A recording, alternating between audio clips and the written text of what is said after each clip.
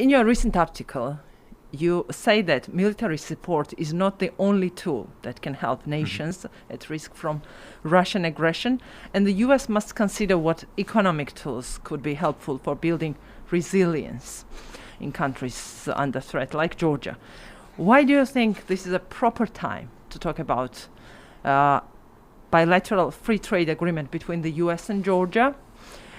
Because one would think for the first place of a military support, for instance. Well, first of all, I think that the president needs to take every tool in his toolbox that's available to him to help Georgia. Specifically, I think the free trade agreement, and just to clarify and just to make it understandable for those who are listening, the basic foundation of a free trade agreement is to have an agreement between two countries that will have a mutual understanding of basic taxes, tariffs, intellectual property rights, and have a legal framework, if you will, a roadmap, so that both sides understand how they are protected. So this is a not only for Georgia, but it's also to protect the United States' rights if they decide to sell products here, that their intellectual property is protected, and the same for Georgia. That's a basic. But I also think that it's our responsibility to open up as many markets in this region as we can because of what's going on in Ukraine. And I think the timing is more important than ever since Georgia is facing Russian aggression of its own. You have, or I should actually say, let me clarify, Putin aggression. It's important, I think, and I want to backtrack a little bit, it's important to clarify the difference between Vladimir Putin and the Russian people, right? Vladimir Putin is... Yeah, I hear that message. Yeah, absolutely. All the time. Yeah, I mean, this Western leaders. This is the Kremlin. This isn't the Russian people. The Russian people want opportunities for their families. They want the same basic rights that we all have. But at the end of the day, it's Putin that's running the government. It's Putin that's managing the disinformation. And it's Putin that's bombing hospitals and schools. And it's Putin who's killing young children and families and civilians. So I think that's clear that we need to make sure that there's a differentiation. But you've got 20% of your territory occupied. You've got tanks that are only, 40 kilometers from here? So I think it's important that we supply Georgia with all of the resilience that it can manage its own independence, its own democracy, its own liberty. And I'll tell you what, I think that it's important that Georgia comes together. There has never been a more important time for unity in this country. I think true. The dysfunction of the polarization has hurt this country. The political discourse is dysfunctional, and it doesn't help any side, regardless of where you are, not just in the public sphere, but also in the private sphere. All Georgians need to come together to support this country. But we couldn't get to that point yet. Well, interestingly enough, I've been here since last Friday. You meet people. What's the problem? What do you think? Well, look, I think the problem is they're not trying to find common ground, right? They're starting out immediately with discourse. Yeah. I think that the answer, in my opinion, is starting out with things that we all agree on. This is one thing that I believe, this is one issue that I believe that all Georgians, regardless of their political background, unless it's a Russian-influenced disinformation campaign, the fact of the matter is everyone that I have talked to, right, whether it's the government, GD, UNM, any of the other parties, those are the two major parties, obviously, but all of the parties, all of the smaller parties, the labor parties, the Free Democrat parties, I met with all of the parties, and I don't want to skip any of them, and I apologize if I have. Yeah. There's European Georgian Party. The fact is that I've had a chance to talk to all of the parties, different civil society organizations.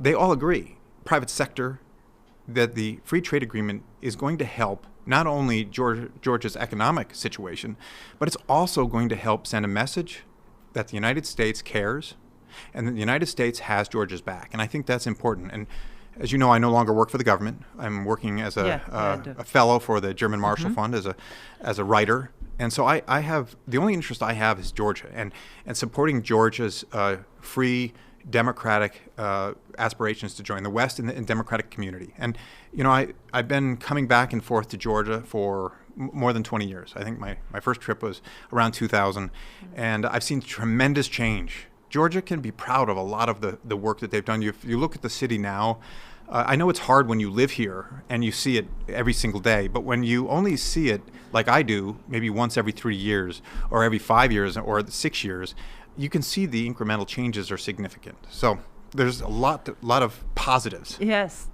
but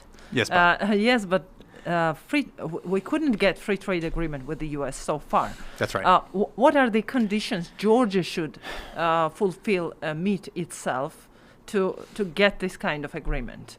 Because I know different countries must have different experience with that. The U.S. has this kind of agreement with 20 countries. Right. Well, look, I will tell you that I have always been supportive of the free trade agreement, even when I was working as the assistant administrator at USAID. Okay. I think it was very important that we pushed for it.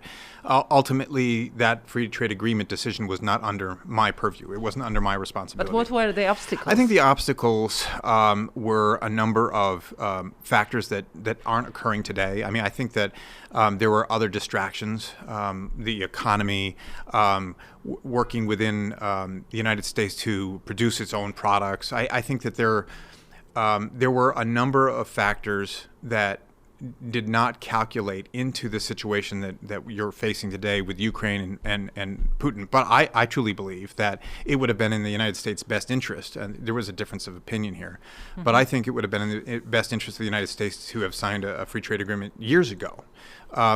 If you took all the products that Georgia exports, it would have such a tiny impact. In fact, I think not only would it have a tiny impact, but it would provide tremendous opportunity for American businesses to provide diversification, right? I mean, the American public isn't going to only drink American wine, right? They're going to drink wine from all over the world.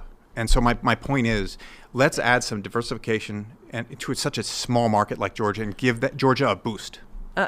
Does that have to deal just with the production issue or market issue, like economic issues? Don't you think that there are more obstacles like independent judiciary?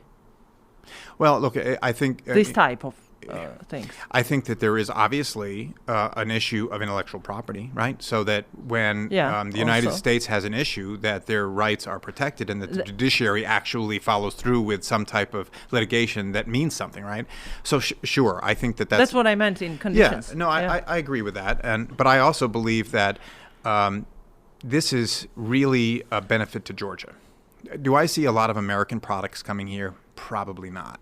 I see it much more of an opportunity for Georgia to expand its market, to go into the United States with its goods and services, and provide Georgia with, again, support during what I think is a critical time. Now, to go back in history, we should have been doing this. We should have been doing it in a much larger sense. I've always felt that the United States, after the fall of the wall, should have had a much more comprehensive Marshall Plan. We didn't. Mm-hmm. And I think that's coming back to bite us now. We didn't have much success with the EU, with the DCFTA. Mm-hmm. I'm not sure if we can compare those two directly. I mean, the FTA and DCFTA, but they are like so. And it has its own reasons, and I see those challenges with the FTA too. But you are talking about the immediate and long-lasting impact of potential impact of the FTA. What could be those impacts? Why do you link it with Georgian lari or with the private investment? Right. So perspective. So. Well, look, I think if an American business is not protected through intellectual property rights or some understanding of what the tax scheme is or the tariff scheme is, how can they protect their investment here in Georgia? And you know, with all the investment opportunities around the world, I think having a clear-cut understanding and a roadmap will help American investment here in Georgia. I certainly, if I was a private sector owner of a company, I'd want to make sure that my investment was protected, and so an FTA can help in that regard. And if there is an FTA, would you go to a country like Georgia, with 20% of territories occupied? Absolutely. Oh, there is an FTA. No, look, I will go there. First of all, you know, there are a lot of. I'm sorry for just simplifying. No, that's fine. Look, I've been coming back here for 20 years, as I mentioned earlier. Yeah. Georgia is one of the most hospitable countries in the world. I've And? never gone to a country that has anything remotely like a Supra, and I know this is kind of simplistic in its But meaning. that wouldn't help to protect your No, property. I know, your- I get that. But what I'm getting at, you asked me if I wanted to come back to Okay, Georgia. I okay. think there's a lot of reasons why to come to Georgia. And As I an think investor. as an investor, right? Okay. You want to come to a country where people appreciate, right, human dignity and human rights. And I think, to some degree, I believe Georgia is one of the most hospitable countries in the world that welcome people, right? I mean, the mother Georgia, if I'm, Yeah. you know, she'll welcome you with wine if you're coming as a friend, and I think that's a message that the private sector wants to hear, right? It's just a monument. I know it's just a monument, but the message is clear, right? If the message She's got a sword also. that's but right, for people we who are aren't quite friendly. weak with that too. But today. at the end of the day, the message is Okay. here is wine. But I know that sounds simplistic, right? But at the end of the day, private sector wants to come to a place where it's wanted, right? Where people actually want them to invest. And I think here in Georgia, they would welcome American investment and they would embrace it. You quote Georgia's foreign minister Zalkaliani. You met him too. I have met him, yes. My question is, he is talking about the effectiveness of this potential effectiveness of the FTA. What the effectiveness of this kind of agreement depend on? What are the factors? What are the factors? Yeah. To be effective is having both sides sit down and work out the fine details. Now, I'm not an economist, right? Okay. I can't tell you the fine details of putting together an FTA, but I do believe that the economists and that the experts in economic development can find common ground, and they can actually work to help both sides. I also believe that it's the right time, right, to support it. The president has said on a number of occasions he's going to use every tool in his toolkit. Not every tool is a military tool. So we have to think outside the box, if you will, in terms of how we would go and utilize other tools. And I think this particular issue at this particular time is not only an economic support, it's also a moral support. It also sends a message to Georgia. And look, will it have impact overnight? No, it's going to take time to work out something. It could take a significant amount of time, but the fact is the United States needs to send a clear message that it's the right time to enter into these discussions. But one would ask you, Georgian audience, someone from Georgian audience, Sure. that wouldn't help us, that wouldn't protect us from Russian aggression. Well, look, I think there's a huge... We need something else. There is, and I'm not saying that it's the only thing that the United States... I understand. They're helping send the message of EU integration. Look, I think the United States could do a better job of talking to our allies and pushing membership, not just for Georgia, but for Moldova. I think Moldova is clearly at risk. But at the end of the day, I do believe that there is a tremendous amount of disinformation coming from the Kremlin.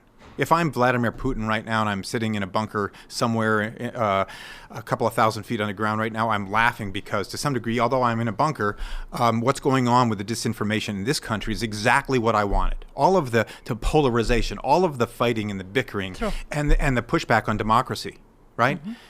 This is exactly what he wants. And again, I think it's important the United States sends a clear message that we are supportive of Georgia. Georgia is a strategic partner. We've been a partner of Georgia since the wall fell. We've invested $1.8 billion in this country since USAID has arrived. You saw it in the piece. Look, I also believe, and I mentioned it in the article, look, USAID, as you know, I was the assistant administrator for the last 3 years, does a lot of economic development programs. This would help us when we talk about economic development. I think this would help us amplify our efforts and, as I mentioned in the article, quadruple our impact. Thank you so much. Thank you you for your time.